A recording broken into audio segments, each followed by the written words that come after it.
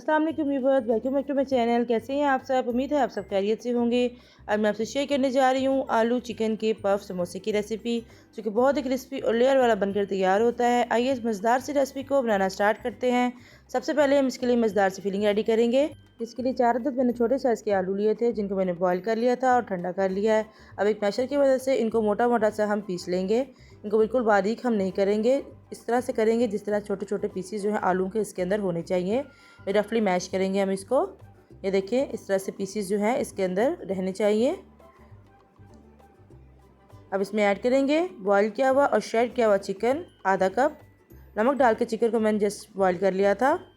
आधा कप इसमें ऐड करेंगे हरा प्याज बारीक कटा हुआ, 3 खाने के चम्मच बारीक कटा हुआ हरा धनिया, 1 चाय का चम्मच चॉप की हुई हरी मिर्चें, 1 चाय का चम्मच काली मिर्चों का पाउडर, 1 चाय का चम्मच लाल मिर्चों का पाउडर, 1 चाय का चम्मच ज़ीरा पाउडर, आधा चाय का चम्मच कश्मीरी लाल मिर्चों का पाउडर, 1 चाय का चम्मच इसमें डालें कुटा हुआ सूखा धनिया, आधा चाय का चम्मच नमक और 1 खाने का चम्मच इसमें ऐड करेंगे लेमन का जूस, जो इसको बहुत ज़्यादा चटपटा बना देगा। बहुत ही स्पाइसी सी और चटपटी सी ये फिलिंग हमारी बनकर तैयार होगी। इसको सब चीज़ों को मिक्स कर लेंगे ताकि सारे स्पाइसेस और चिकन जो आलू जो है सब कुछ आपस में अच्छी तरह से मिल जाए। इस फिलिंग के ज़रिए आप बहुत सारी चीज़ें बना सकते हैं। आप इसके साथ रोल भी बना सकते हैं, पैटीज भी बना सकते हैं, इवन कि आप इसके साथ ब्रेड भी तैयार कर सकते हैं।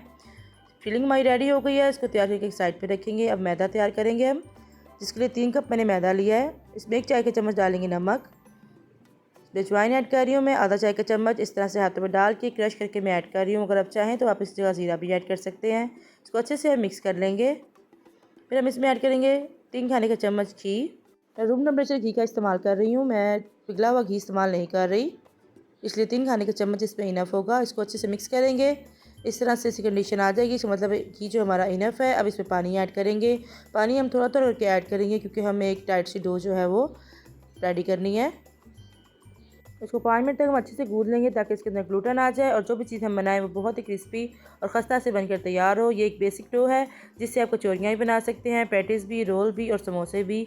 सब चीज़ें इसी डो के साथ इजीली बनकर तैयार हो जाती हैं। हमारी डो जो है बिल्कुल रेडी हो चुकी है।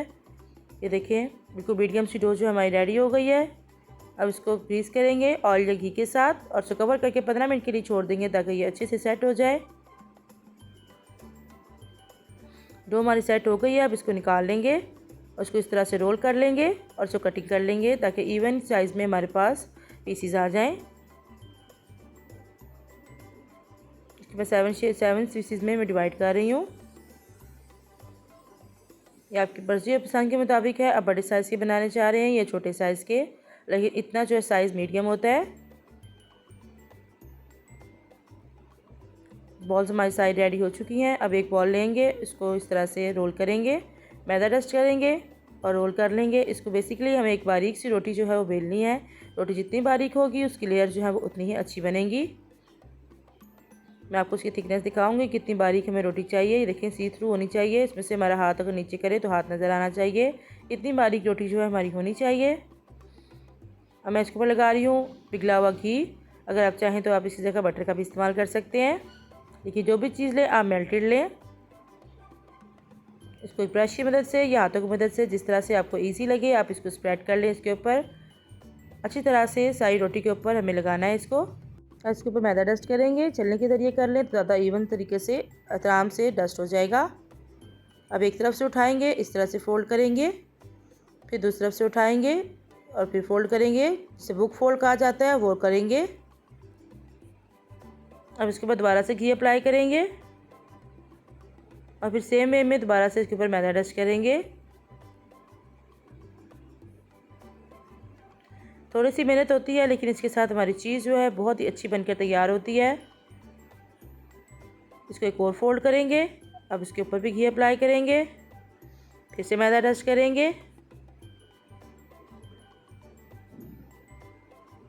और अब इसको रोल करेंगे। हम इसको थोड़ा सा टाइट करके हम रोल करेंगे और थोड़ा स्ट्रेच करके हम रोल करते जाएंगे कि इस टाइम पे जितनी इसकी लेयर्स बनेंगी उतनी ही हमारी जो कचौरी या हम पैटीज जो भी तैयार करेंगे वो फ्लैकी बनेगा, उसकी मल्टी लेयर्स बनेंगी। देखिए मैं स्ट्रेच करके जिस तरह से बना रही हूँ इस तरह से हल्का हल्का स्ट्रेच करते जाएंगे और इसको रोल करते जाएंगे। ये एक पेड़ा जो है हमारा बनकर तैयार हो गया। अब इस एक पेड़े के से हम 2 पेड़े बनाएंगे।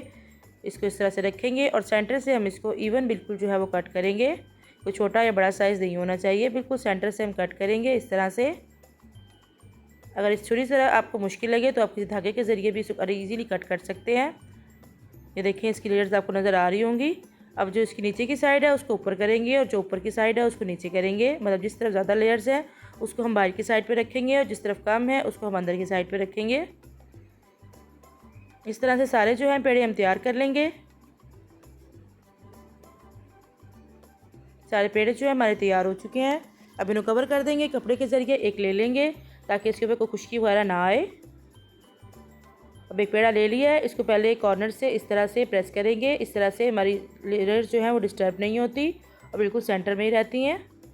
देखें सेंटर में बिल्कुल वैसी की वैसी हैं लेयर्स। हम इनको रोल कर लेंगे, मैदा डस्ट करेंगे और इसको रोलिंग पिन से रोल कर लेंगे। छोटी सी रोटी जो है हम इसको बेल लेंगे।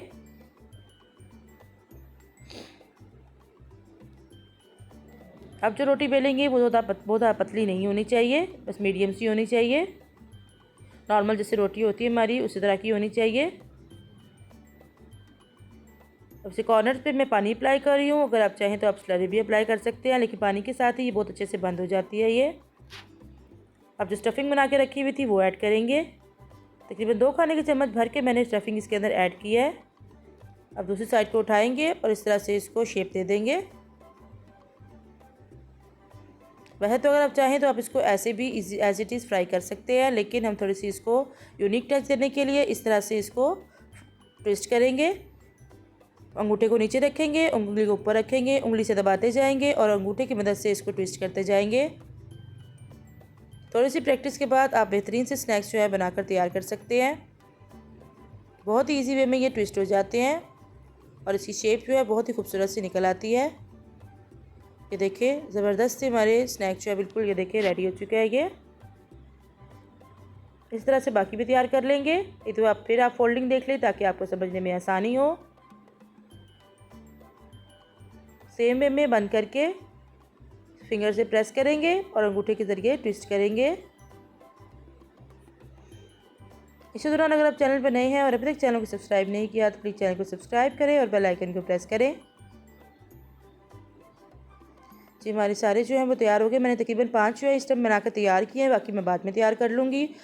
वह तो आप इनको इस टाइम पे आके फ्रीज़ भी कर सकते हैं। अलग-अलग इनको फ्रीज़ कर लें और किसी जिप लॉक बैग में डाल के आप इन्हें रख लें। लेकिन कोशिश करें कि जब भी आप बनाएं इनको फ्रेश बनाएं, इससे आपकी लेयर जो है बहुत अच्छी तैयार होती हैं।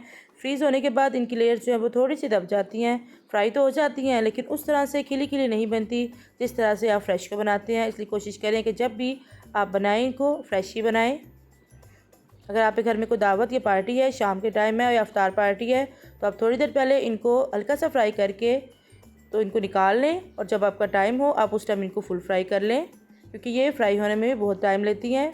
ऑयल को मैंने पहले गर्म होने रखा हुआ था और उसमें इसको ऐड कर दिया है। मीडियम टू लो फ्लेम पे हम इनको फ्राई करेंगे। तकरीबन 5 से 7 मिनट में ये फ्राई होंगी ताकि अंदर तक इसके अच्छे से पक जाए और ना ऊपर से गोल्डन हो जाएंगी और अंदर से कच्ची रह जाएंगी। देखिए बहुत ही खूबसूरत सा कलर आ गया है। हम निकाल लेंगे। आपको शायद दिख रहा हो कि इनकी लेयर जो है वो आपको पता चल रही होंगी कितनी ज़बरदस्त इनकी लेयर जो है वो तैयार हुई हैं। मैं इनको निकाल लूँगी और इनको कूलिंग रैक पे रख दूँगी। कभी भी आप इस तरह की चीज़ बनाएं तो आप इसको टिश्यू पेपर पे या किचन टॉवल पे ना रखें, उस तरह से ज़्यादा देर के लिए क्रिस्पी नहीं रहती। ये कूलिंग रैक पे रखें ताकि ये अच्छी से ठंडी हो जाए और देर तक ये क्रिस्पी रहती हैं। फिर ये देखिए कितनी ज़बरदस्त हमारी बनकर तैयार हुई हैं। इनकी लेयर्स चेक करें और बहुत ही क्रिस्पी बनकर तैयार हुई थी। इसको ज़रूर ट्राई कीजिएगा और अपना फीडबैक दीजिएगा कि आपके पफ्स जो है वो कैसे बने हैं। और किसी पॉइंट में रेसिपी अच्छी लगी हो तो प्लीज़ लाइक करें, शेयर करें। फिर मिलते हैं किसी नई डिफरेंट और यूनिक सी रेसिपी के साथ। Thank you for watching. अपना ख्याल रखिएगा। अल्लाह हाफिज़।